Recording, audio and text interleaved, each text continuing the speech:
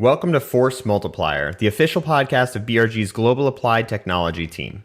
The GAT team, as we call ourselves, are a globally distributed team of software engineers, data scientists, graphic designers, and industry experts who serve clients through our BRG Drive analytics platform.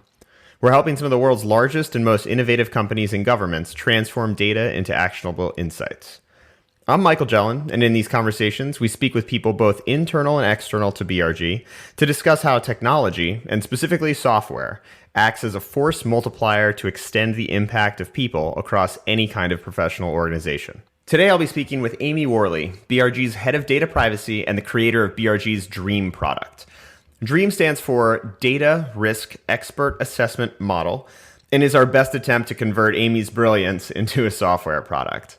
In a nutshell, DREAM intakes hundreds of data points about a company and identifies the areas of biggest risk, estimates its dollar value, and suggests potential actions to reduce that risk. I always have a blast talking with Amy, who's a compulsively curious, adventurous former lawyer who believes in math, interconnectedness, and limits language imparts on our ability to understand. Please join me today as I speak with Amy about DREAM. Hi, Amy. How are you doing? Good. How are you? Great. Thanks so much for making the time to talk to me today. I'm super excited to dive in. But before we do, I'd love if you could just take a couple minutes and introduce yourself to everyone. Sure. So I am Amy Worley. I'm a managing director here at BRG, and I have been with the firm almost 3 years now, coming out of industry. My specialty is information compliance, mostly privacy, but really all the way around information compliance. And I always tell people up front that I am a recovering lawyer. So I was in private practice for about 16 years before going in-house, ultimately becoming the chief global privacy officer for a multinational pharma, and then joining BRG, where I lead the privacy compliance group. Great. That's awesome. And how did you get into that space as a recovering lawyer? I'm sure there were probably an interesting path to get there, and I know you're quite technical as well. But how did you end up selecting that? It was completely on accident. So I started out as a civil rights lawyer coming out of law school, doing some Fourth Amendment search and seizure work, and just had a real interest in and passion for this idea of what people choose to keep confidential is sort of tied to basic free speech rights and democracy. I'm one of these people who believes that privacy is a fundamental right or freedom. And so my law practice sort of happened to coincide with the internet becoming something that everybody was engaging with on a day-to-day basis. So I really grew up in two worlds. As a kid, my first computer was an Apple II. And I grew up in a pre-online world. I mean, yes, the internet existed, but regular folks didn't have it. And was licensed to practice law in 2000, and it just so happened that my career and the internet kind of grew up together. And my interest in Fourth Amendment search and seizure and privacy naturally converged into this privacy and technology practice that I have now. And I'm technical, but I'm largely self-taught. On the tech side, my underground background was really in logic and literature. And I spend a lot of time sort of translating to non-technical folks, executives and lawyers, chief compliance officers, GCs, CEOs, sort of explaining the tech world to them. And then doing the opposite, taking the compliance frameworks and the laws and translating that to engineers, developers, security folks. If the rule is I have to be careful what I do with personal data, what does that look like in my code base? What data elements can I use? How do I actually make this regulation meaningful?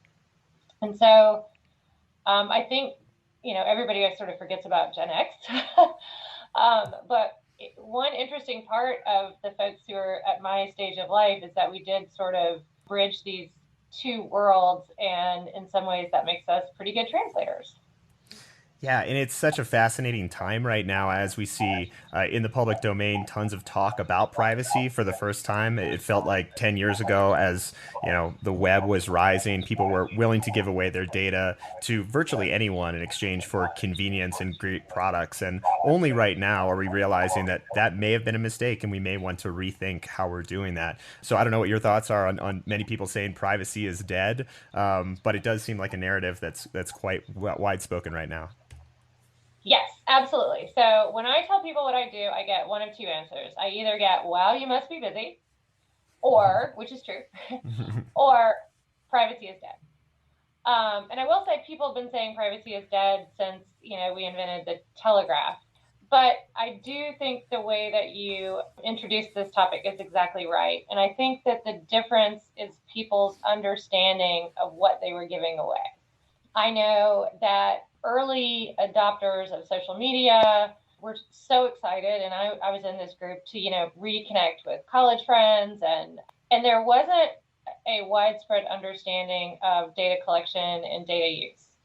And I tell people all the time, if the product's free, you're the product. But after things like Edward Snowden and Cambridge Analytica and other really sort of news events like that, people have become aware that their data is collected, and they have some concerns about that. And so when people say privacy is dead, I always say there's a difference between absolute confidentiality and privacy.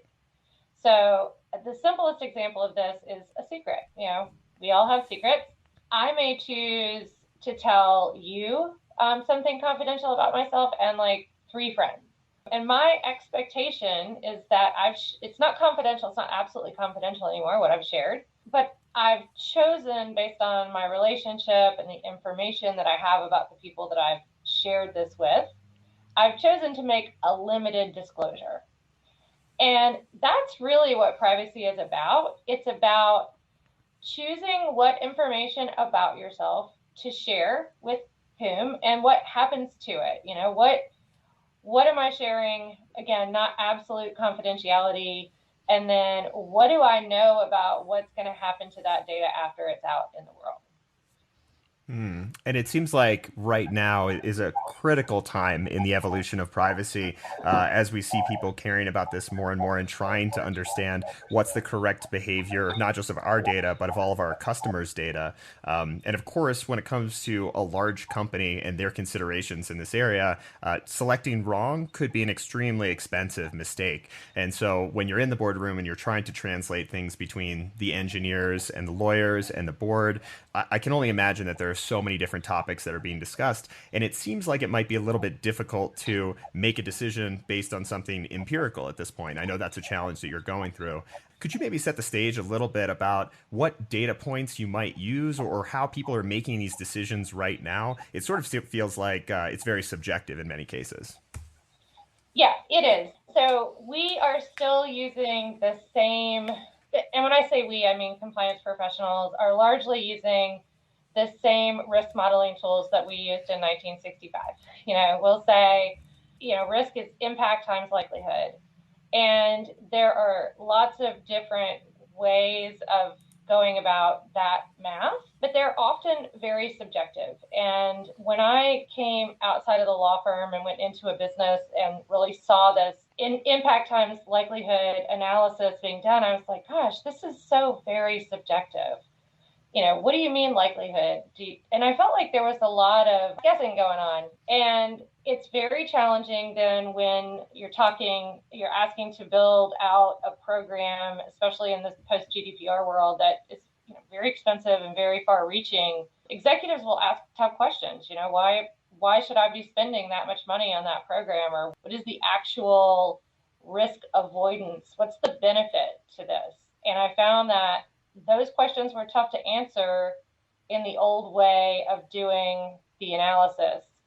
And I just felt like, and sort of the reason that we're talking is there is a better way to do this, to have conversations with boards and executives about company behaviors around privacy, around people's data, and how that really drives the bottom line. And so that's where where Dream came from, is trying to get out of pulling a case study, pulling a few regulatory decisions, putting them in a spreadsheet, kind of manually taking a shot at it. Let's use algorithms, machine learning, let's do the math on the data that's out there and actually get to a much more defensible and empirical risk analysis, which makes it so much easier to tell a story to a board. Yeah, and as I know, our entire team has always been speaking about data-driven decision making as one of the core tenets of successful execution these days. It seems like a lot of these data sources may be there, but people aren't recognizing them. Do you want to talk a little bit about the methodology that you might undertake and how you might pull some of these different data sources and use them to come up or quantify some of these different attributes that you're talking about? Yeah. So in the old way, you would go and look at settlement decisions or case decisions, read them and try to extrapolate from that. Now, there are free websites that are available that provide a lot of information on regulatory actions. For example, there are some good tables on U.S. Department of Health and Human Services HIPAA fines, and that you can grab that information. The GDPR fines are out there and available, and you no longer have to go and pull each case or each decision. You can grab the information out of tables and look at it at scale. And same thing is true in terms of the one thing that we know measures, maybe not perfectly, but measures how people feel about corporate behavior, which is stock price. You can look at a company that's had a privacy event and look at their stock price before and their stock price after. And that can give you a good data point to see what is the potential impact if we, as we say on my team, do something creepy with people's personal data that causes them to have an unpleasant reaction to your business. Yeah, interesting. And I guess if we have a lot of data and we're able to build models and start to quantify these things, do you see that as something that replaces the current subjective decision making that occurs? Or do you think that there's an opportunity to steer that in a certain direction? How would you use your expertise in conjunction with some of these data sets to build a decision space that executives would love to understand a little bit better? Yeah, so I'm going to go improv and say this is the yes and problem. So I think all of this objective information is super important and is game changing and is where compliance is going. And the machines really are better than humans at making some decisions. However, and the people who will be deciding whether it's customers that might affect share price, employees, or regulators who might be issuing fines, they're humans who have feelings and have human responses. And so what I think the right answer is a mix. It's a mix of use the objective empirical data and enrich it with humans knowing about humans. And that's really where you get the best answer of what your actual risk profile is. I mean, I think of it in terms of like EQ. The empirical data that we can scrape off the web is the IQ, and it's absolutely necessary.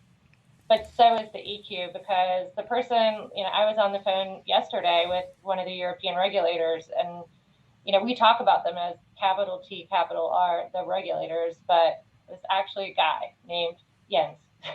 And, he has feelings and experiences and beliefs. So the model has to consider all of that.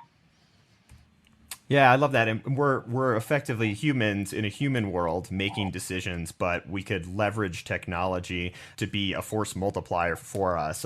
I do love the example of the history of chess, which has obviously been a historically human to human game for as long as we can remember.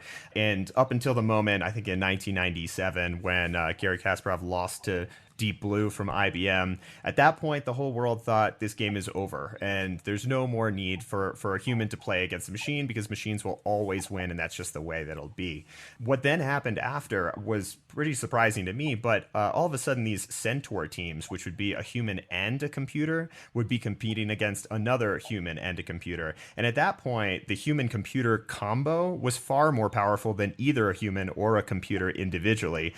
Because if we are playing in a human world, we're still applying game theory, we're still trying to outsmart each other. And in many situations, that's sort of what compliance is. If we have a set of tools and technology that can enable us as professionals or experts in this area to just reach more data and get more decision points that we can build on, we're able to sort of shape the future in our way, the way we want, but with the power that a computer provides. So this seems like a perfect example of trying to do that in the business world.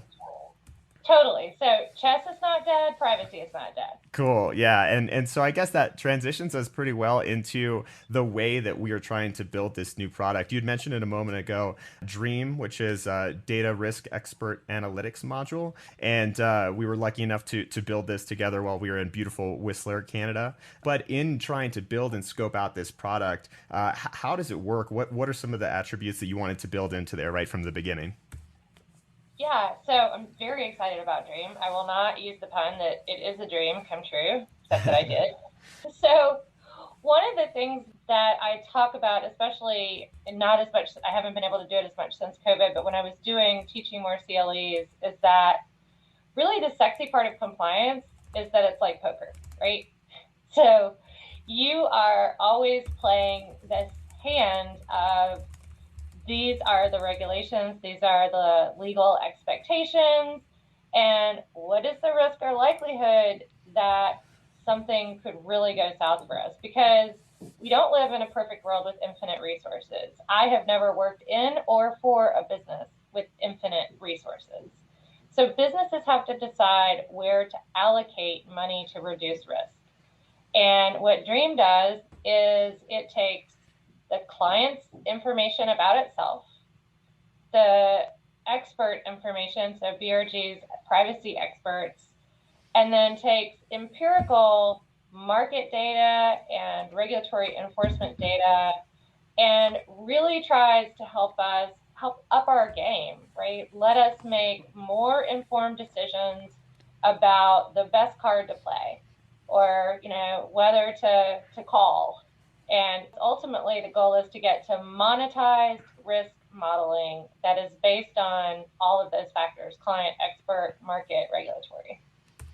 Yeah, and in our early customer interviews, as we were building out the product and enhancing features, one thing that really stuck out was the response of clients when we would first capture some information, scrape some information from publicly available sources, and then all of a sudden throw out what we believe or what the model believes is the highest risk area and what that actually means in dollar terms, along with what suggestions would be to mitigate that. It's almost like a diagnostic tool to see where your health is, where it compares against peers, and what things you can do to improve that. So it really seemed like quite a powerful thing to our clients. Absolutely. And often you hear people say, especially in companies that are less mature on the compliance side, like, let's go after the low-hanging fruit. But what they don't know is which low-hanging fruit, or sometimes even which fruit tree.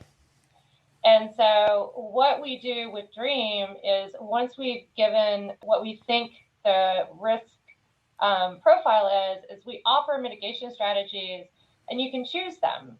Say, well, if I delete some personal data that we have, or if I do some data minimization practices, or I limit how much genetic data I'm collecting, you can toggle these different mitigating strategies and see how does that affect your risk score. So it takes away this platitude of, hey, let's go after the low-hanging fruit, and instead says, let's go after the orange on the third branch. Yeah, and it often might be that you didn't even recognize that an orange tree was there, as you were saying.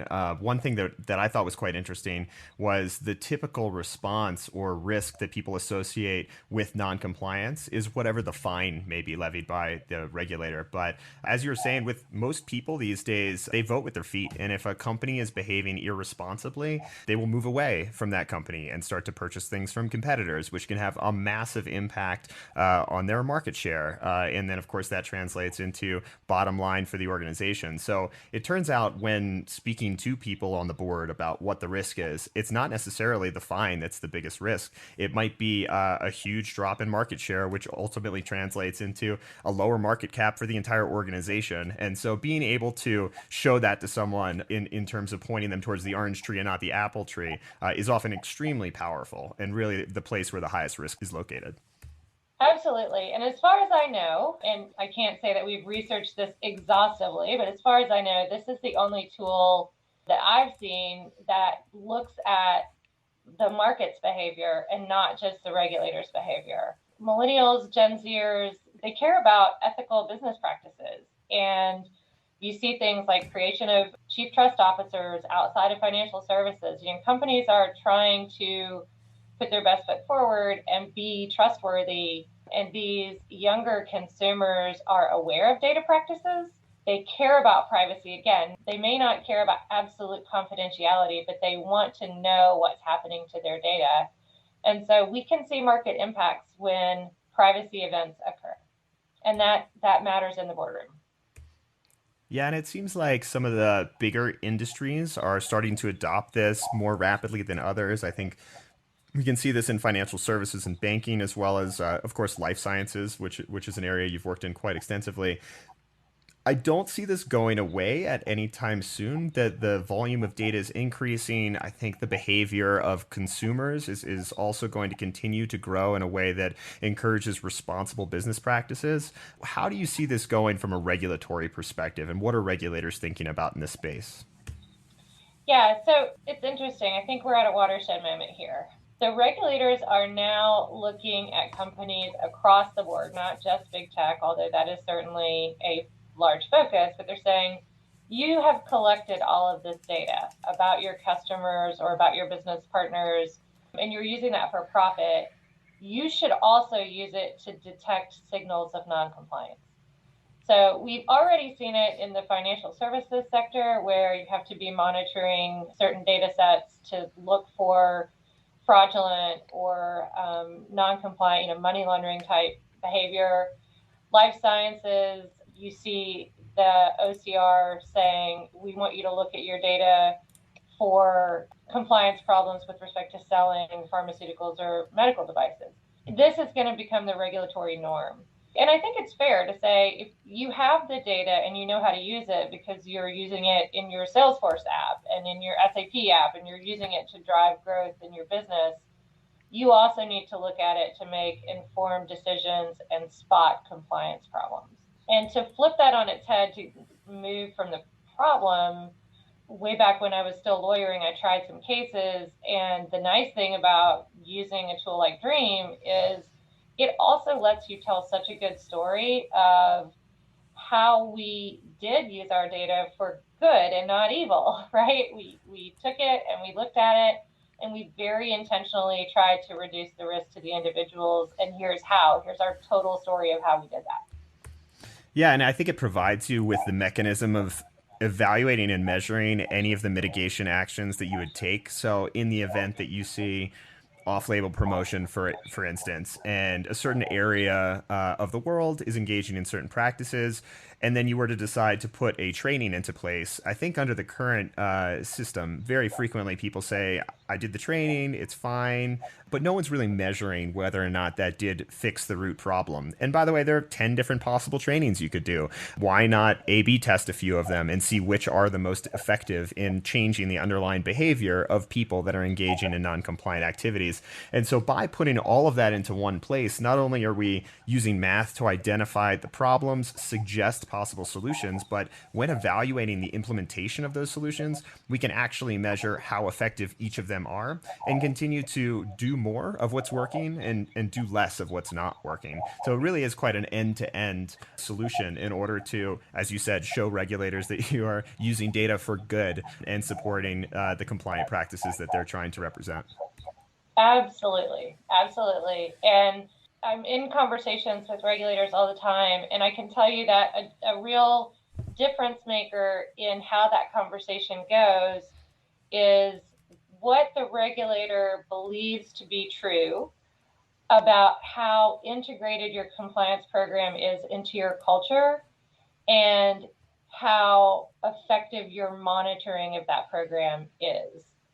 And, Dream basically does that for you. You can just say, here it is. Here's exactly what we did. These are the mitigation measures that we took. This is what we believe the result from that was. And oh, by the way, we tried this one thing and it didn't change our numbers at all. So we moved our resources over here. And that just says we're really trying to get this right. Yeah, and that combination of bringing together the best of both worlds, the human expertise as well as the technology, really does seem like it makes compliance pretty sexy. So I guess as we've covered tons of topics today, this has been such a pleasure chatting with you. I feel like we've left people with so many things. Is there any final thought or way that you would want to wrap this up for our listeners today? Yeah, I would say sexy compliance is poker, then using data effectively in a tool like Dream is counting cards. I love that. Well, thank you so much, Amy. It's been such a pleasure to work on Dream with you and build it together. And I'm so excited for what the future holds. Likewise, it really, hopefully, it's a dream come true. So thank you. Perfect. Well, have a great rest of your day. Thank you again. Chat soon.